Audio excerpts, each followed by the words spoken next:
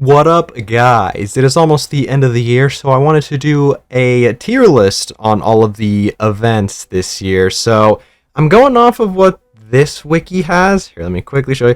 All the events on here is what I'm basically going off of for this year. It looks like they included the April Fools. This one is the Rappy Free costume. Where is it? This one. And then this one was the New Year's event that was with Naga with her gacha skin, and then the Ein and Zwei skin. Those two. They were like the kimono, Yukuto, whatever the fuck. Oh, by the way, spoilers for all the event story. Obviously, I'm going to be talking about all of them, and I'm going to be talking about the campaign. So if you haven't checked some of these out, here is your spoiler warning. I almost forgot. Whoops. I don't know how people do these, but what I do is I spend a couple minutes going through which ones are my favorite, and then I do it out, I fill it out, and then I remove it, and then I go back and kind of give my explanations, I guess. I wonder if that's what people normally do. But anyways, we're gonna start from bottom to top, unlike normal. I think I did the gacha tier list, and I started from the release date, but we'll start from bottom to top. Alright, so the worst event that I'm gonna put for this year is the Evangelion. Now, I feel like it's mainly because, one, I'm not the biggest Evangelion fan. I watched the anime, but I didn't like it too much enough for me to go watch, the movies, and there's, a spin-off or something? I don't know, but anyways, the main characters that come from Evangelion that were a part of this collab were from, I think it's the movie or whatever, right? Which I didn't watch, so already it's kind of finicky. But also, the literal last event we had that was the collab was, the Evangelion Wave 1, which I preferred better. I think the school setting with all three of them, and then having them be with the other vocational students with, what's-her-face, Ein, Zwei, and Rei, I think was a better idea. Except, I guess the thing I do like about this is they gave a bit more screen time for the Aegis Squad. Oh, which, by the way, the main things I'm going off of when I'm rating these is, one, I really like the events that have a lot of relevance in, the campaign and story as a whole. I think the newly introduced characters play a big role in whether or not I really like the event. And then, unfortunately, I think it's a bit biased, but all of the events that have, the new special, fully animated, clips, I think are really cool. Now, most of those are the bigger ones, for example, 205, and then the seasonal ones, so that's a bit biased, but you get extra points for it.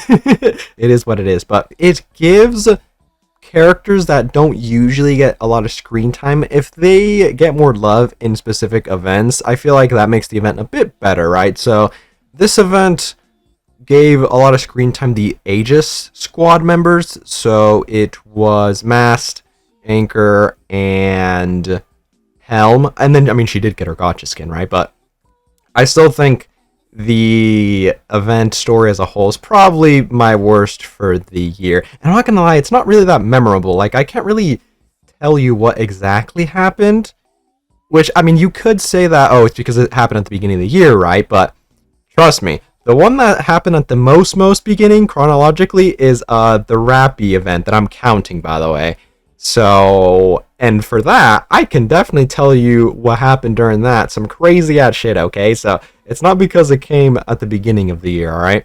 Alright, so next is the 4 rests I would put. Oh, which, by the way, I guess I fucking forgot again, but I think for the most part, the ratings that I'm going for is S is going to be the peak stories. A, I would say it's above average stories. B is the average, right? Which I think are good. I think this year was pretty good for event stories. Most of these are average or better, which I think is better than last year personally. But anyways, yeah, B would be average stories, which I still think are good. C would be below average stories, and then D is kind of bad stories that I don't really like per se, right? But anyways, yeah, for the Trina story, I feel like there was at least cool parts being added. For example, I like the part with Sentient and Litter kind of just trying to pass on the torch because she's been running the construction thingy for a really long time. And then there was a flashback with her and like an old male commander that she had, which I think was cool. The problem with including a lot of male commanders is it's kind of goofy because of the mortality rate is so fucked. So like most of them die really early, so you can't really put them in many stories and have them like a recurring character, which is kind of unfortunate. But I mean, I definitely like the inclusion. I think it would be a bit more cool to see other commanders and how they have their squads and stuff. They did that a bit with the Absolute event, but like it is kind of hard because, you know, the mortality rate's fucked, and you know, the commander is kind of an exception, obviously, right? So there's not really much room to have other people be around, I guess, is what I'm trying to say. But yeah, other than that, there wasn't really much to it, which is funny because it was mainly Trina's event, and I feel like Litter was the main spotlight for it. At least that's what I remember, right? Other than that, I don't really remember Trina too much. I feel like her character is kind of bland, but oh well. Next up, I would put the Sora event over the Horizon. Now, I feel like the pacing was my main issue with this event. Because, let's see, at the beginning, I do like that they introduced Sora and her squads. I think that was cool. They're the, like, aircraft storage movers or whatever the fuck it's called. But I think that was cool. But then after the initial, like, us meeting them, and then I think we were doing some shenanigans in, like, the airplane. It was, like, a simulation, or we were actually flying. I don't exactly remember, but after that, we were basically just following Sora around sneaky style. And then the only thing that really mattered was at the end where she was giving her backstory about, oh, I'm a smuggler because I just had to do that to survive. And then I have to find the wings of justice. That's what I'm going to do to make up for all the bad stuff, quote unquote, that I'm doing. That may not be as moral as, you know, a lot of other stuff. But I mean, the commander isn't the most moral high ground, right? We're housing a bunch of ex-heretics and stuff. So, I mean, I guess I shouldn't really shit talk her, but other than that, the only real thing was at the end with the Wings of Justice. I think that was cool, but I mean, other than that, it was kind of not that great for me. Anyways, next event I would put on the next tier up, which would be the Brady event. It's not as bad, I would say, as like these events. I definitely like it better than all of these, but I don't think it's the best to go into the next tier. Now, let's see. The main things that happened in there that I liked was kind of an insight to how, I guess, the food production is in the arc. I think that's interesting, right? The whole Splendomin thing. I mean, it's basically like a be-all, end-all food, but we don't really know much of it. Like, how the hell does something taste like? I imagine it's something like a paste, but how does that turn into fruits, meats, and, I mean, whatever the hell else, and still taste somewhat like the original thing it's trying to replicate? It's pretty interesting, but it was very vague mentions we got about it because it's still like secretive. I mean, it is, you know, the ARC government. You know how much I love those guys, but the inclusion of Brady and the whole shtick of, I mean, I guess there was a decent amount of screen time for Emma during that, I believe. But other than that, I'm pretty sure we were just running around having her try different flavors and hoping that works, I guess. It wasn't the greatest, but I think for the concept of getting some more backstory of the Splendomin and the food production in the arc, I think is interesting enough for it to be on the next tier up, right? Next up, though, I would put the Crust event above it. Basically the same thing, however, Crust's event was pretty enjoyable because I think her getting more screen time with, let's see, Aid was a part of it, which I think was cool. Tia got a decent amount of screen time, which I also think was cool. And let's see, overall Crust, I mean, I do like Crust as a character, but I think for the most part, it was just the inclusion of the other characters that I don't get too much screen time of what I liked. And then it was kind of just the same thing of, oh, trying to make, I don't know, some crazy cuisine chef crazy food with your magic paste that you have. It's basically the same thing. Yeah, I would put it around the same spot. Next up, I would put Blank Ticket. Now, this was the Winter Soul event, which most of these, by the way, haven't really done anything for the overarching campaign and stuff, which is for the most part why they're all down here, but I guess except Sora. Sora is probably just like an investment with the Wings of Victory. I feel like that'll come at least later in some motion, I suppose. But anyways, back to Solines. Now, this Soline was pretty good in the fact that Soline got screen time and she like never gets screen time, but the event as a whole was basically just a preview, I guess, or a setup to the Terminus Ticket, which I'll get there with Terminus Ticket, right? But it was literally just set up and introducing, I guess, Nora, which is important, but like there wasn't much there other than just setup, so it was kind of boring in that sense. However, I do think it gets extra points since it was at least set up to Terminus Ticket, and I really like Terminus Tickets. Bit of a spoilers, but nothing too much to add about Blank Ticket because it was just a setup. Now I would say the next events are in the average tier, and I would say the event that would be the bottom of this tier would be the Delta event. This was the Ninja Delta event. There literally wasn't anything to do with the campaign or overarching story to do with this, but I at least thought it was really, really funny. I mean, like, come on, bro. At the end of the event, fucking, we were doing like a group Rasengan at Poli. Like, that shit is fucking hilarious. And I always do love it when we get like Miranda screen time. She's always pretty goofy and like mentally just missing chromosomes and brain cells, and I think it's always fun to watch her run around. But we also got more screen time for like Phantom and the Quincy All, which I really like the Quincy All.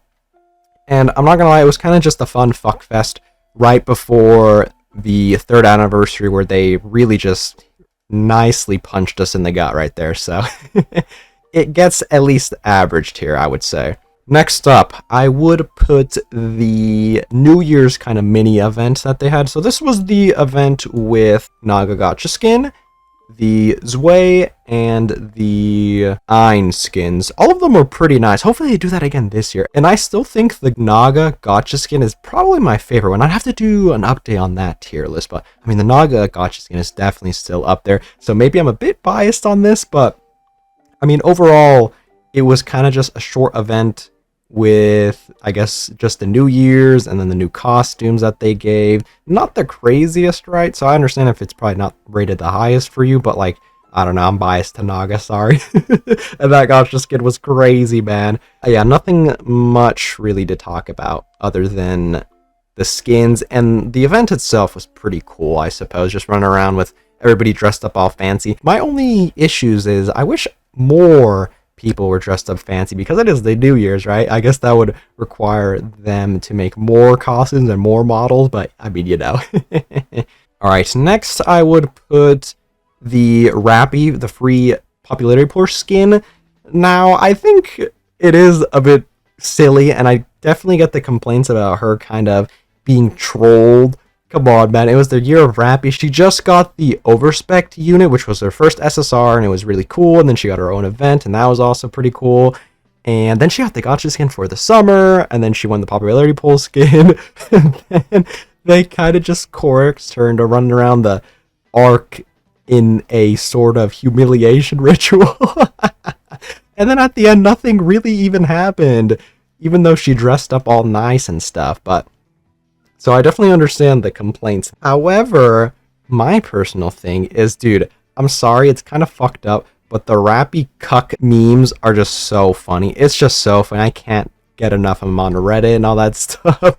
So I'm a bit biased because that's funny, but I don't know. I'm putting that B tier. Fuck it, bro. It's my list. Next up. Now, I'm not including the characters like too much themselves and the power, because if I was, then I mean Mecha Shifty wins any competition, right? I would put the April Fool's Day this year at a solid B. Now, I feel like this April Fool's, even though it didn't have too much of, I guess, pranking like the other past April Fool's, right? Last year was, I mean, we were running around in the outpost and like trolling, and then we pulled up to the hotel and we were like, who wants it hot and heavy? I definitely remember that part of last year's April Fool's, which I really liked, which was missing from this year's April Fool's because we were kind of just running around with Mecha Shifty. But dude, Mecha Shifty as a character was fucking hilarious. I loved the little shenanigans we got into just running around with Mecha Shifty. She was like drinking oil. It was just a complete fuck fest with Mecha Shifty. And then we did get a lot of Shifty screen time at the end. I was expecting us to get Ingrid in the shower. Definitely next year we're getting that though. Think about it. First year, it was Anderson in the shower. The last year, it was Mustang in there. This year was Shifty. And next year, I'm telling you, it's going to be Ingrid guaranteed, okay? Write that down right now. It's going to be Ingrid, and it's going to be really nice. Very nice little April Fool's event. We got some nice Shifty action in there. Mecha Shifty was very funny. And, I mean, they did a lot of cool stuff this year, I believe. They did it also last year where they switched up the interception and the... the simulation room got, like, changed. And it was, like, some goofy Suyin thing. I'm pretty sure they did that again this year, which was pretty funny as well, but, I mean, other than that, it was just April Fool's event. Very funny. Not too much to talk about, though. Next up, though, I know this is a bit griefed, and, I mean, I did expect more from this event, but I would put the Resident Evil collab as this. Now, I'm not gonna lie, if we're talking about exactly what went wrong with the Resident Evil collab, it probably deserves to be down here, but there's a lot of things that I at least appreciate for it to not be all the way down here because of its faults. Now, I'm going to quickly go over why I think there is a lot of faults. Now, first things first, it's a collab, and I know it's not, like, required for all of them to be voiced, but I was expecting it to be voiced.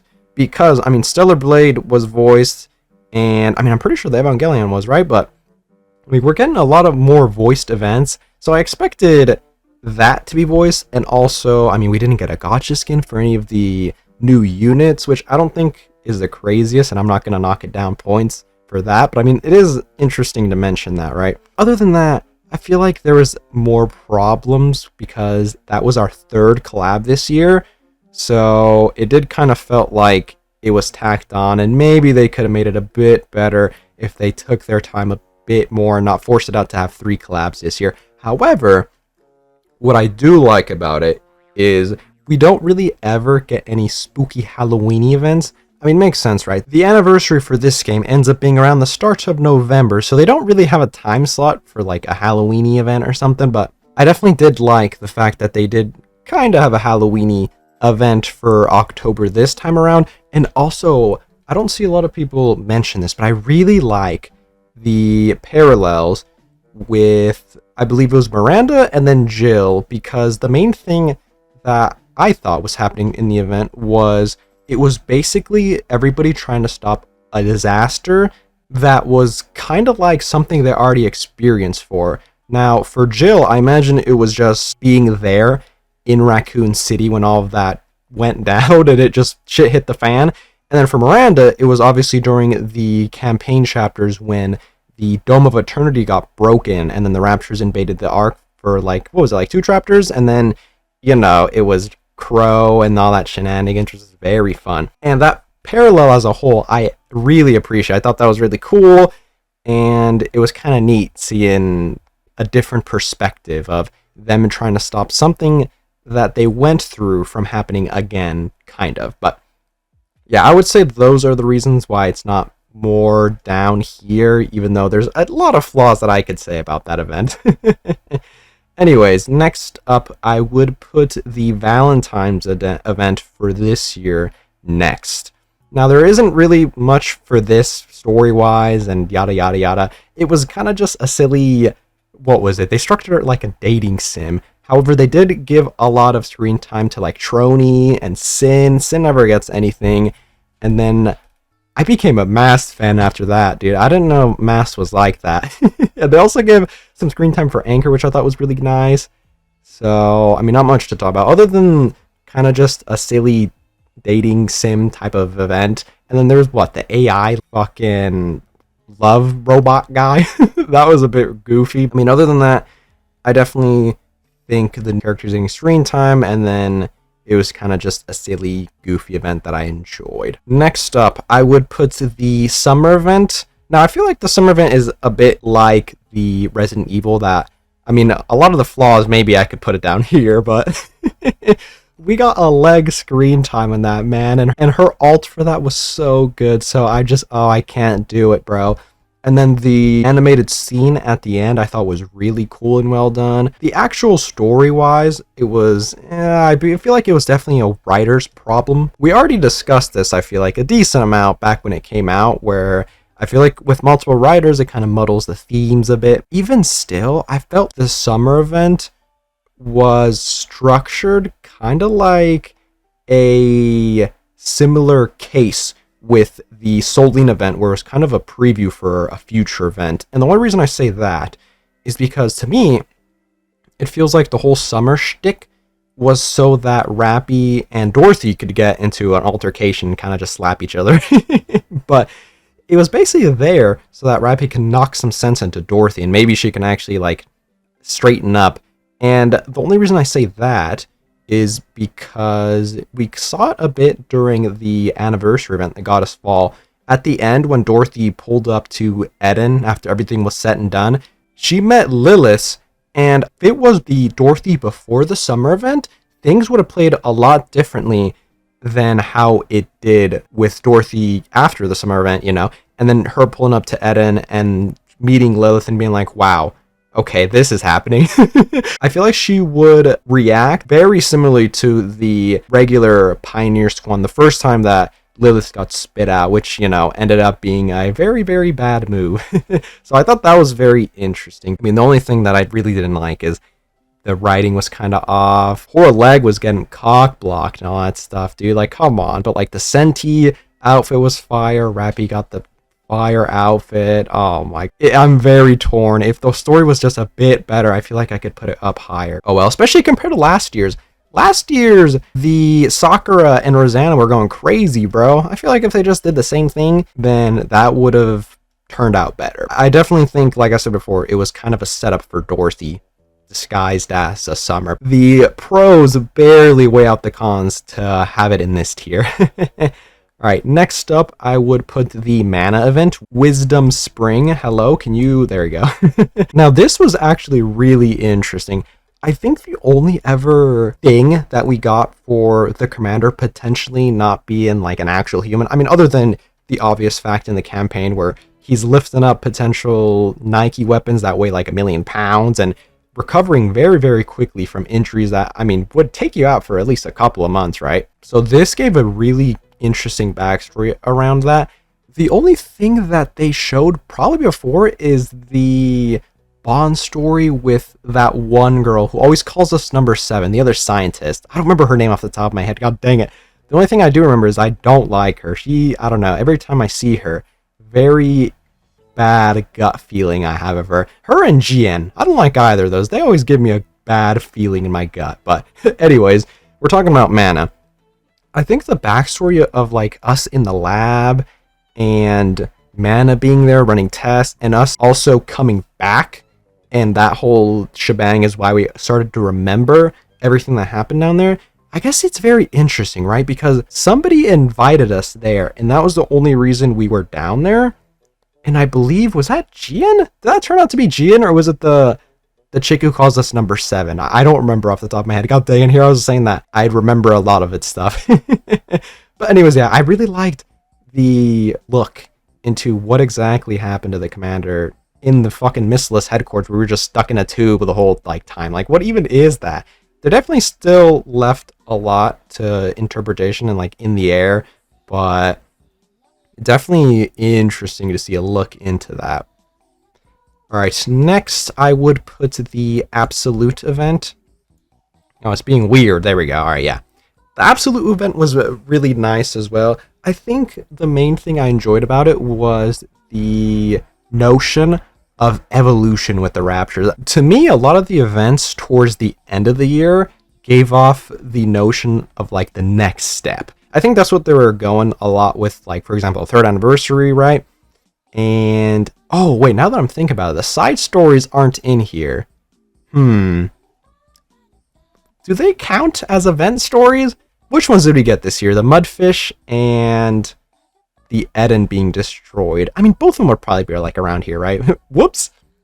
But anyways, yeah, that with a lot of other events during the time had this sense of evolution in the Raptures, right? Because especially with the campaign, the Queen gene was activated by Marian, and that kind of made a shift with everything. And I feel like we definitely saw the ripples of that in the Absolute event, and I thought that was really cool. The only thing though is, other than that, I feel like the event as a whole was basically just one altercation with those dogs. However, I do like a bit of the Absolute members' past that was pretty nice. The main past we got for them, I believe, was in the Bond stories, at least for Yunwa, I believe. And also them being able to move past, like, kind of what they had with the trauma when they were fighting Behemoth, and they kind of lost. I guess that was during the Cindy one, right? Yeah, that was the whole shtick for that event, is that they were still kind of, at least Yunwa was still having really bad flashbacks about losing very terribly in that fight, and then being able to overcome it, I think, was pretty cool. So definitely, I would say one of the better events this year. All right, next up, I would put the Arcana event as the highest for the B tier. Now, the Arcana event maybe even could be put in the A tier, because me personally, the kind of notion that was in Arcana's story about, you know, the whole memory loss, which, by the way, going through a memory wipe like every day just for work for the past, like, God knows how much time, is simultaneously very cool, but also very horrific. I don't know about you guys, but personally, I would say that what makes you you is your memories, which is why a lot of aspects of this game about, like, memory wipes is very horrific for me, right? Like, for example, Mihara, after she got memory wiped in the campaign, I mean, she looks like Mihara, she sounds like Mihara, but she's definitely not the same, right? I feel like memories is what makes you you, right? Like, if I were to lose all of my memories, I would look the same, I would probably sound the same, but there's no shot I would act the same. The way I act is definitely based off of everything I experienced and just everything that I learned. I mean, obviously, right? If I lost all my memories, then I probably wouldn't even be able to speak properly, because, you know, I had to learn how to speak, I had to learn how to use specific words and sentences. I guess they never really delve into that aspect of losing all of your memories, but it's kind of the same concept. And the introduction of the, like, secret library that Arcana was running with, like, all the crazy censored government documents and all that stuff, that was very interesting too, especially when we were reading, like, excerpts about the Goddess Squad down there. Like, that was so cool, which for an event that only had, like, part 1 and then the hard mode, so, like, barely any story compared to, I mean, I don't know, like the summer event that has part 1, part 2, and the hard mode. I think the Arcana event is really cool, and I would definitely, I mean, maybe I even put it at A. Would I actually move it up? I totally kind of glossed over the fact about the secret library downstairs when I was initially thinking about all this stuff. Ooh, actually, I might move it up. Yeah, I think I'm going to move it up 1. I really liked that, and the whole memory shenanigans. Granted, at the end, they did kind of find a fix so that it's not really, really griefed when Arcana gets a memory wipe. But I mean, even still, it's pretty horrific. Ooh, but yeah, I think I would put her in A, actually. Yeah, I really like that event. Even though it's just very short compared to some of the bigger ones, definitely nothing to scoff at, I would say. Alright, next, I would put the K event next. Now, very surprising, I think. I mean, I always do glaze the K event every once in a while, so I guess maybe that's not surprising. But the main parts of the K event that I think are really cool is mainly K's character, but also we had a pretty good look into, like, the judges and more of, like, the ARC shenanigans, or at least the government, right? Which I love hating the government. Anyways, the look into all the, like, judges and how they basically run their, I guess, witch hunts, so to speak. That's basically what they are. Sure, it's, like, mostly bad people being punished, but I mean, even still, sometimes that's not the case, obviously.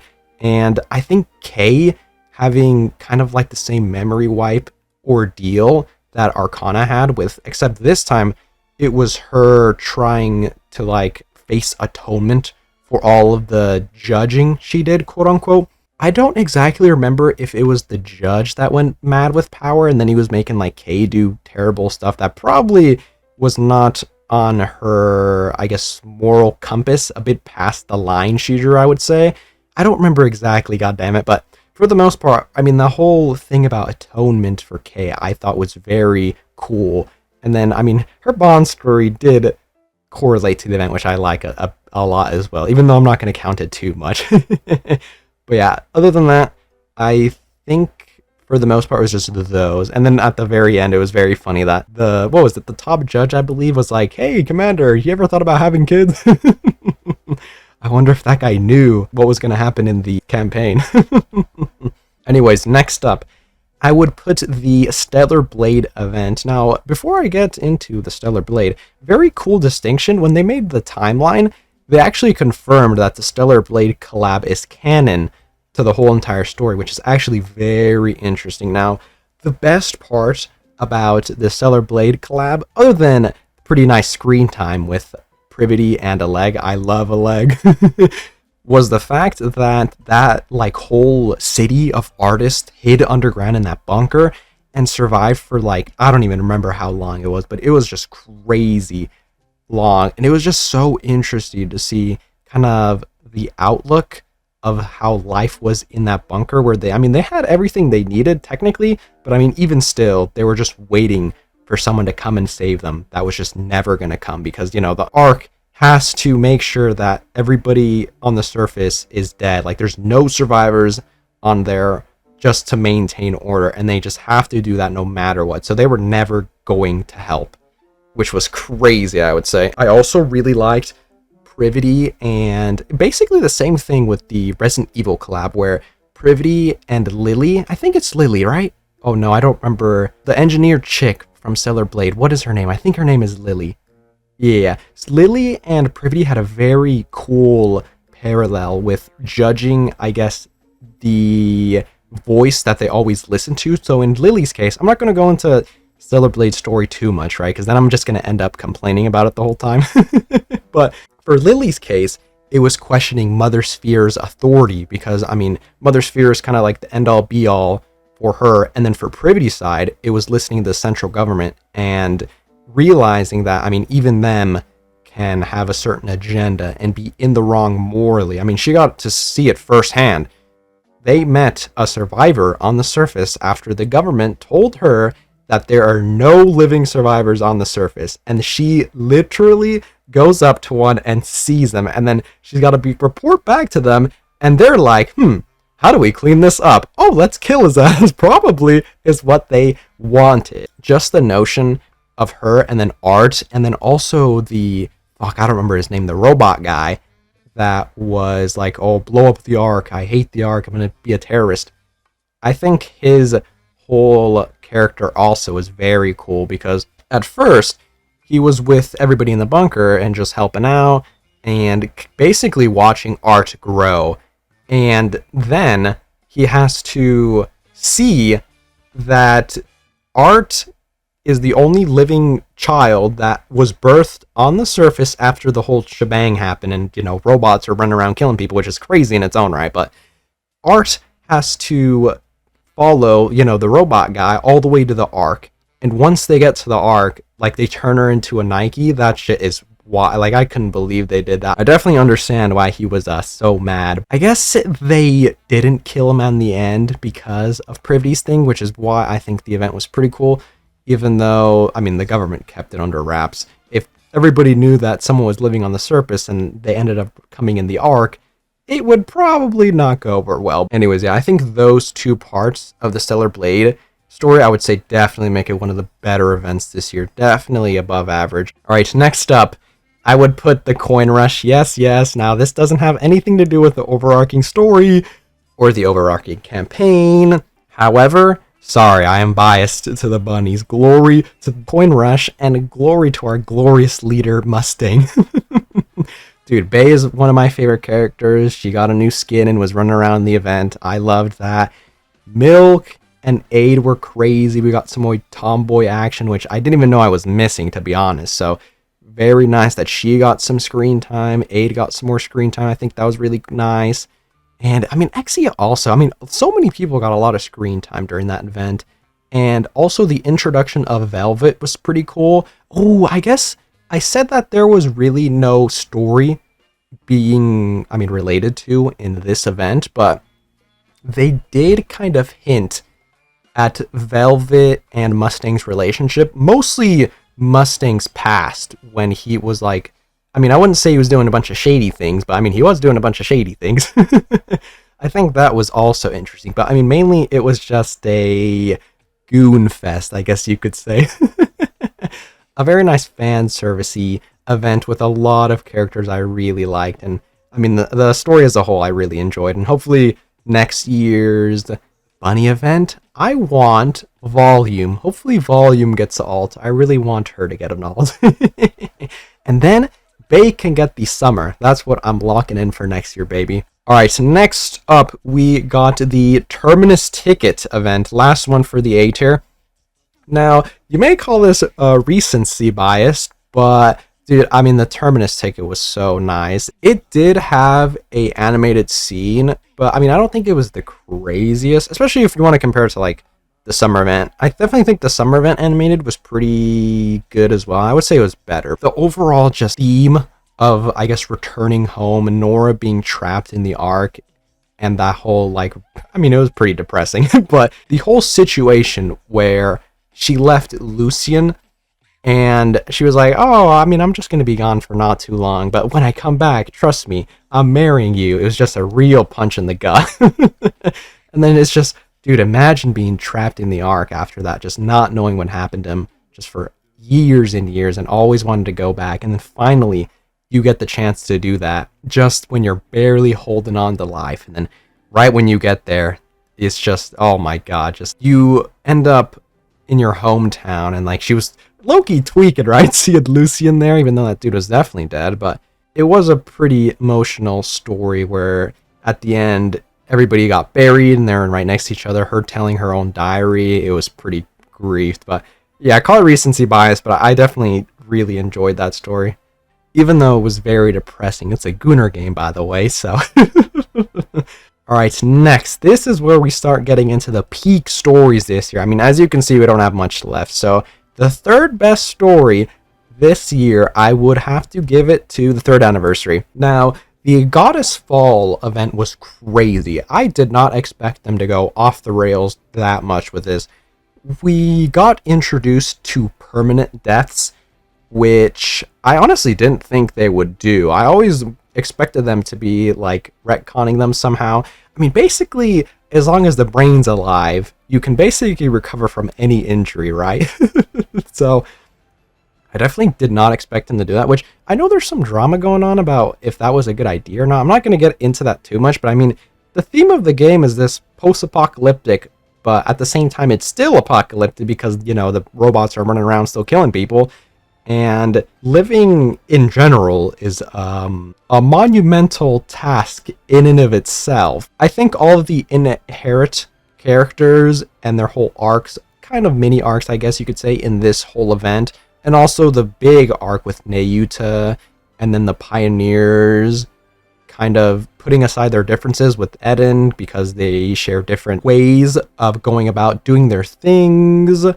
And then, I mean, we did get a lot of Nilister, too. I think it was really interesting that Nilister got a lot of screen time and a lot of interesting new additions to her characterization. Unfortunately, I wanted a new Nilister unit, which we might have to wait a bit for that.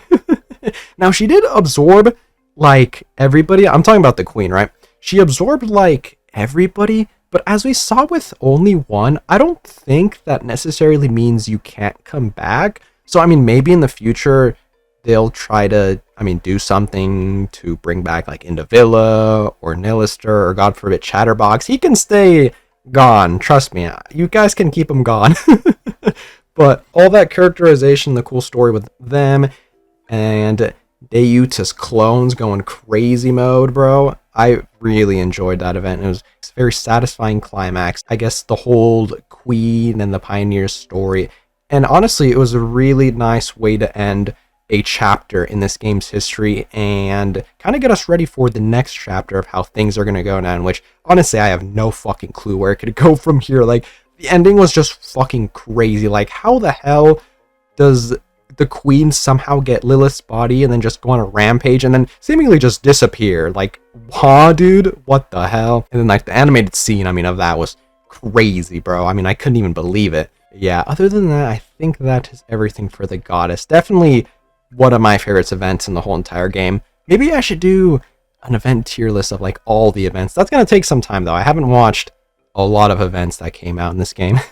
Anyways, I'm gonna do these last two at the same time because, I mean, if I do one, I mean, you're gonna guess what the other one is, right? But second place, I would say, for this year would be the Rappy event, and then obviously the first place would go to Sirens. We'll talk about Rappies, and then we'll talk about Sirens after. Now, Rappy's event was very enjoyable. I loved that event.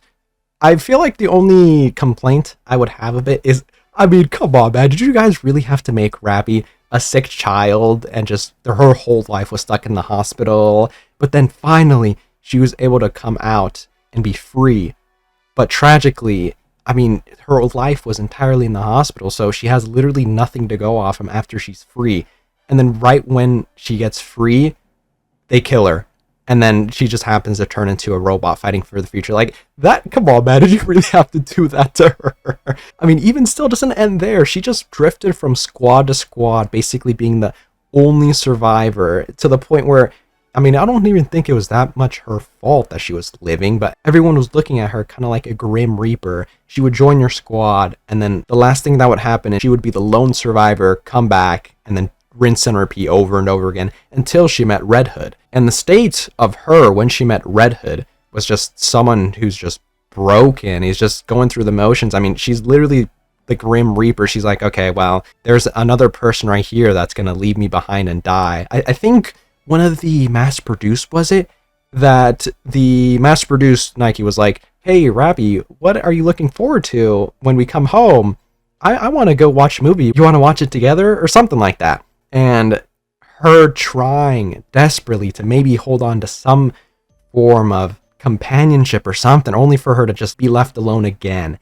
And then Red Hood comes. She sees this, like, grand being that to her is just like, oh, well, look, there's another person that's gonna be with me for a bit, and then she's gonna die, and then I'm gonna be left alone. The Grim Reaper runs away again. But no, Red Hood stood her ground every single time, every single conflict that they had with Rappy, to the point where Rappy's just like, okay, well, she's not dead yet. What the? I'm just going to count my days. She's still not dead. And then the scene where she's in the ditch, and then she finally cries out to someone to save her, unlike every single other time when it's just her left to her own vices, and then Red Hood actually comes, was just like a really cool moment for, like, Rappy's character, because that's kind of where you can see the shift from where she was kind of going through the motions, where she actually had a goal appear. She just wanted to be Red Hood, because to her it made this, like, image in her head that she wanted to become. And I think that image was a bit flawed. We saw it in the campaign, right, where the problem with Rappy trying to be Red Hood is, I mean, she can't. Red Hood is her own person. It's not like she can try to replicate and do everything. I mean, Red Hood did try to teach her everything she knew and kind of left it to the next generation, you could say. But she was never going to be her. And I mean, in the event and regarding to the campaign, because I mean, it was at the same time, I definitely liked when they drop really big events and it relates to the campaign. Those are my favorite, but sidetrack. Rappy going from trying to be Red Hood to, I would say, more of picking up her torch and running with it, but also being a whole different person, I think was just, oh my goodness, it was just fire. But then I forgot about the scene. I don't remember if it was animated or not. I don't think it was, but like towards the end, when Red Hood finally succumbed to her corruption, it was like, wow, real punch in the gut again by Shift Up. Thanks, I appreciate that. Like that shit, oh my god, that had me fucking dead. I'm not even gonna hold you. The characterization as a whole for Red Hood and Rappy in that event was just, oh, masterpiece, dude. If we get more events like that, oh my goodness. I'm so looking forward to what they're gonna do with Annis. At least I think she's gonna be coming for New Year's, right? There's just no way I'm wrong, right? But anyways, next up, I would put Siren's event as my favorite for this year. Now, I think Siren is probably one of my favorite characters now. After her introduction, I mean, dude, if you really think about her, she was stuck in Gluttony's stomach for God knows how long, but even still, she never gave up.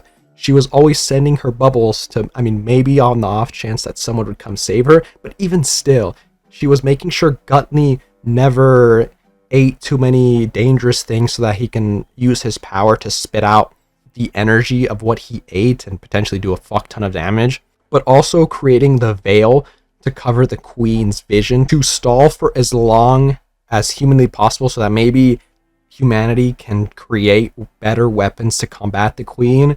And just like everything as a whole, she's just the GOAT, seriously. Because of all that, I definitely think Siren is definitely one of my most favorite characters now, but especially so that animated scene at the end of that event, oh my god, that fucking ruined me. I couldn't believe it. Her finally meeting up with Cindy after all those years and then that animated scene, I'm not gonna lie, that was a low blow by Shift Up. In fact, here, let's play that again. I want to watch that shit again.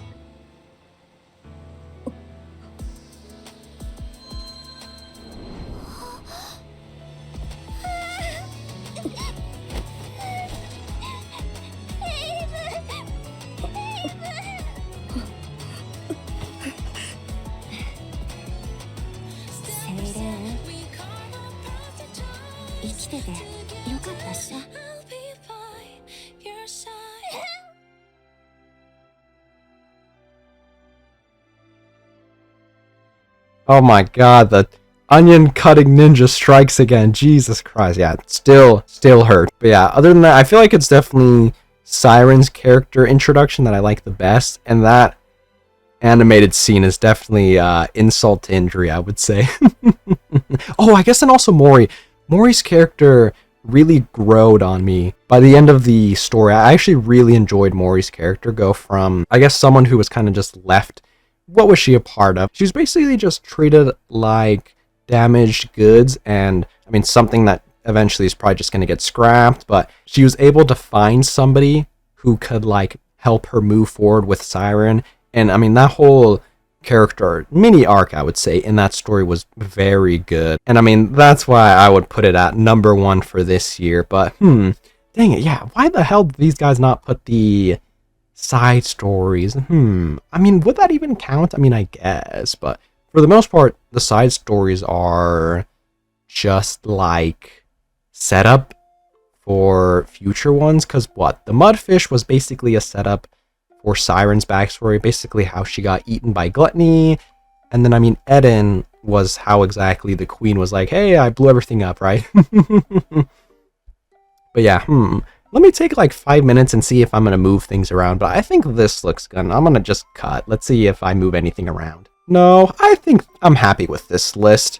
I definitely think they did really well this year with all the event stories. Definitely better than last year, I would say. Most of these are, I would say, average or better. I mean, I don't really think it's a negative in Shift Up's case that, like, not all stories are peak. I think to have peak stories, I mean, you have to have your lows. You have to have some of your just minor stories kind of tacked on there. So I would say for this year, all of the stories were at least enjoyable in some aspects. Even though I would put, I mean, some of these at the bottom, I think there's at least some good parts of these events that I would say I enjoyed, even if I would say the event as a whole was not as enjoyable as, for example, I don't know, like the K event or the Archon event, stuff like that. But anyways, that's my 2 cents.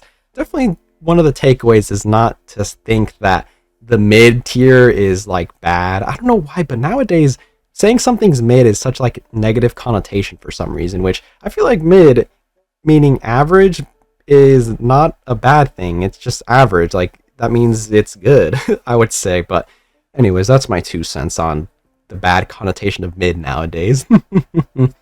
Anyways, I'm going to put a link to the tier list in the description if you want to check it out. But yeah, I think that's it for the tier list. Let me know what you guys think about this tier list. Which events were your favorite? And I mean, if you want to make your own tier list and at me on Twitter, then I'll take a look at it. But yeah, if you don't want to make a tier list, then just let me know which events were your favorite this year. But anyways, I think that is it from me. So I'll catch you guys later.